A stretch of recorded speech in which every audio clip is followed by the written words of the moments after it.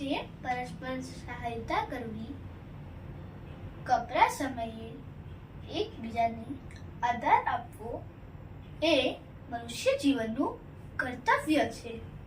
એમ જ વર્ષા ઉત્પન્ન કરી જીવસૃષ્ટિને સંતુલન જાળવવું એ ઇન્દ્રદેવનું કર્તવ્ય છે. એમને પ્રસન્ન કરવા માટે આપણે યજ્ઞ કરવાની જરૂરત નથી.